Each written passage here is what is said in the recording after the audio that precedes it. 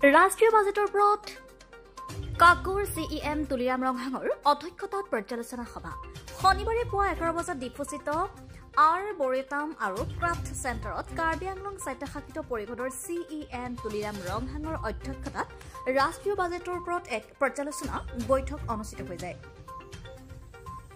জিলাখনৰ বুদ্ধিজীৱী ব্যৱসায়ী দল সংগঠন আৰু সাধাৰণ ৰাইজৰ উপস্থিতিত পৰ্যালোচনা সভাখন অনুষ্ঠিত হয়।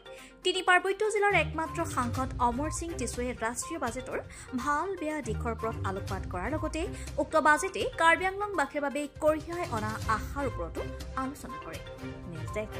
বাজেটৰ ওপৰত আজি আমি সকলো দল সংগঠন লগতে ইয়াত বুদ্ধিজীৱীবিলাক আছে, আমি আলোচনা কৰিছোঁ সেই বাজেটটো ভাল নে বেয়া সেই গোটেইখিনি আমি আলোচনা কৰিছোঁ।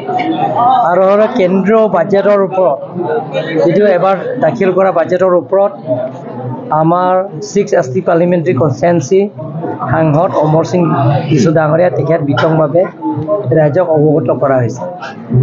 বিশেষকৈ আমাৰ যিবিলাকৰ দৰিদ্ৰ সীমা ৰেখা পৰিয়ালবিলাকৰ BPL ফেমিলি 12 লাখলৈকে যিবিলাকৰ ইনকাম বছৰত তেওঁলোকে কোনো টেক্স দিব নালাগে, কিন্তু ইনকাম টেক্স দিব নালাগে। কাৰ্বি আংলঙত কিন্তু যিমান ইনকাম হয়, বিশেষকৈ আমাৰ ট্ৰাইবেলবিলাকৰ যিমান ইনকাম হয় ইয়াতো 6 শিডিউল এৰিয়াৰ কাৰণে এইটো এক্সামটেড হয়।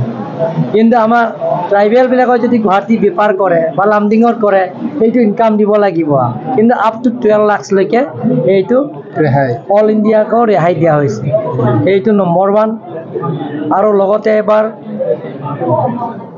আমাৰ অসমৰ কাৰণে বহুতো স্পেচিয়েল পুঁজিৰ জৰিয়তে বিশেষকৈ ডনাৰ মিনিষ্ট্ৰী পৰা যোৱাবাৰ যিমানখিনি 2000 ক্ৰ'ৰ পাইছে এইবাৰ 5000 ক্ৰ'ৰলৈকে ইনক্ৰিজ কৰা হৈছে।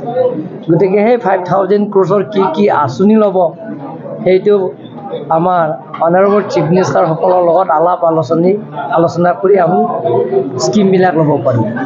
তাৰ বাহিৰেও যিবিলাকৰ এগ্ৰিকালচাৰ খেতি কৰে, তেওঁলোক হৰ্টিকালচাৰ কৰে, এগ্ৰিকালচাৰ কৰে, তেওঁলোকৰ কাৰণেও এতিয়া কেন্দ্ৰ চৰকাৰে ৰেহাই দিছে, কোনো টেক্স আৰু GST নাই তেওঁলোকৰ।